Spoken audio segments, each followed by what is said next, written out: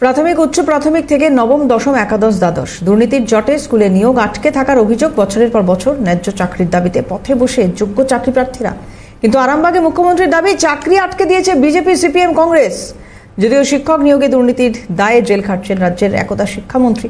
এখন প্রশ্ন, 24-এর ভোটের আগে দায় ঠেলতে কি বিরোধীদের ঘাড়ে বন্দুক রাখলেন মাননীয়া?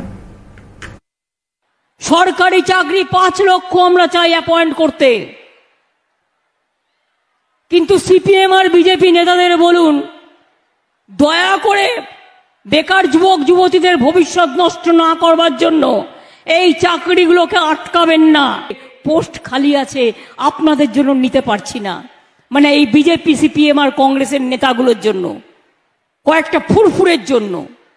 প্রজাপতি ফুরফুরে উড়ে বুড়ে বেড়াচ্ছে, যেই আমরা রেডি করছি টুক করে একটা কেস টুকে দিচ্ছে, আর দিয়ে হাসতে হাসতে বলছে দেখলে তো চাকরিটা করতে দেবো না। চেষ্টা করবেন না, এটা একটা বড় দুর্নীতি। যারা মানুষের কাজ আটকায়, এটা বড় দুর্নীতি।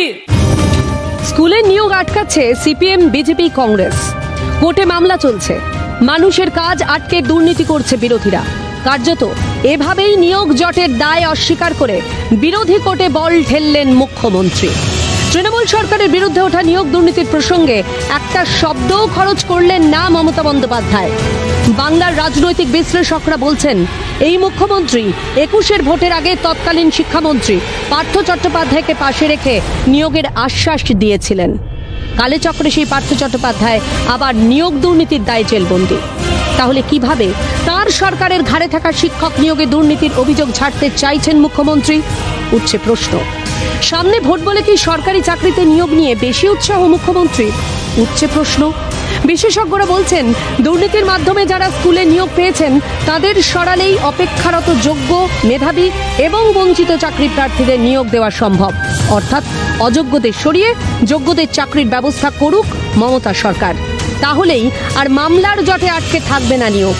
কিন্তু বাংলার তৃণমূল সরকারের সদিচ্ছার অভাবেই যোগ্যরা রোদ, ঝড়, জল মাথায় নিয়ে পথে বসে।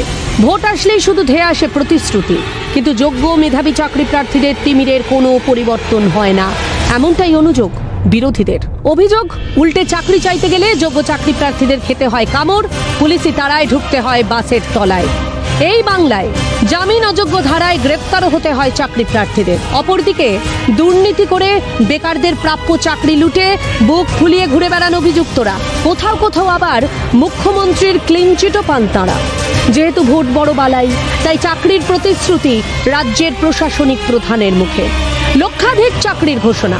তাহলে এবার কি সেই নিয়োগেও দুর্নীতি, নাকি ভোট বৈতরণী পার হতে শুধুই ঘোষণা? উঠছে প্রশ্ন। দেশের প্রাক্তন রাষ্ট্রপতি ডক্টর এপিজে আব্দুল কালাম বলেছিলেন, যদি একটি দেশকে দুর্নীতিমুক্ত এবং সুন্দর মনের মানুষের জাতিতে রূপান্তরিত করতে হয়, তাহলে আমি বিশ্বাস করি এতে 3 জন মানুষের সবচেয়ে বেশি ভূমিকা থাকে, বাবা, মা আর শিক্ষক। আর এ বাংলায় হবু শিক্ষকরাই পথে বসে। তাহলে দুর্নীতিমুক্ত সমাজ এবং জাতি গঠনের ভাবনা কি শুধুই সোনার পাথর বাটি? উঠছে প্রশ্ন। ক্যালকাটা নিউজ।